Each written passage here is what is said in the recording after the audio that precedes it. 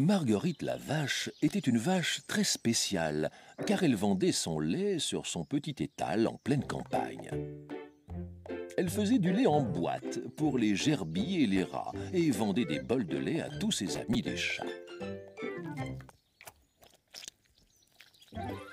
Les affaires étaient prospères, mais Marguerite voulait surtout faire plaisir. Alors, rien que pour les souris, elle fit du bon gruyère. Elle agrandit son étal et des vendeuses elle employa. Daisy vendait du beurre frais et Clara de la crème fraîche. À quelques pas de là vivait une poule qui s'appelait Thérèse. Elle travaillait dans une ferme entre 9 et 10 heures. Depuis toujours, Thérèse laissait ses œufs à la ferme, mais en voyant Marguerite, elle se mit à réfléchir. « Ça, c'est la vraie vie », se dit Thérèse avec envie. « Je devrais faire pareil et monter ma propre affaire. » C'est ce que Thérèse fit. Elle s'installa non loin d'ici et se mit à vendre ses œufs contre un petit gobelet de maïs.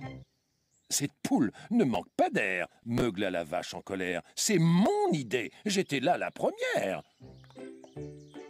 Mais les animaux, eux, étaient plutôt heureux et s'en allaient acheter de bons gros œufs bien frais. Car les œufs blancs de Thérèse étaient de loin les meilleurs et pouvaient en faire des marrons, mais seulement sur commande.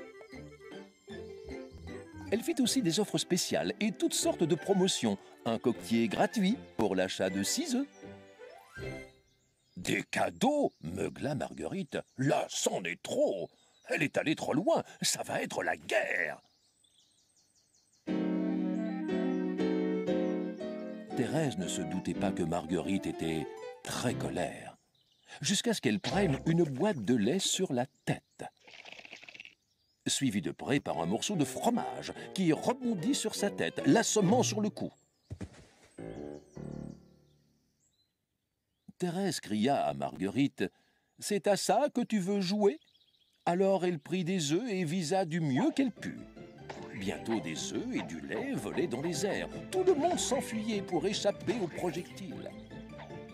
Marguerite et Thérèse firent de la campagne un vrai champ de bataille. Laquelle des deux gagnerait? Personne ne le savait. On n'y voyait plus grand-chose, hormis des plumes qui volaient et des pieds qui pataugeaient dans du beurre, du lait et des œufs frais.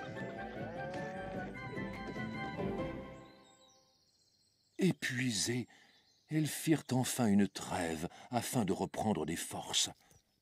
C'est alors que Thérèse éclata de rire en voyant le chantier qu'elles avaient mis. Elle tendit son aile à Marguerite et dit en lui serrant la patte « Félicitations, nous venons de faire la plus grande crêpe du monde !» Marguerite regarda autour d'elle et vit que Thérèse disait vrai, « La plus grande crêpe du monde !» et éclata de rire aussi. Elle avait même été cuite sous le soleil de midi et des animaux, par l'odeur alléchée, faisaient déjà la queue pour y goûter. Marguerite fit ses excuses à Thérèse sans rancune et depuis, elles se sont associées pour ouvrir une petite crêperie. Ceci pour vous montrer que des pires situations peut parfois naître le plus grand des succès.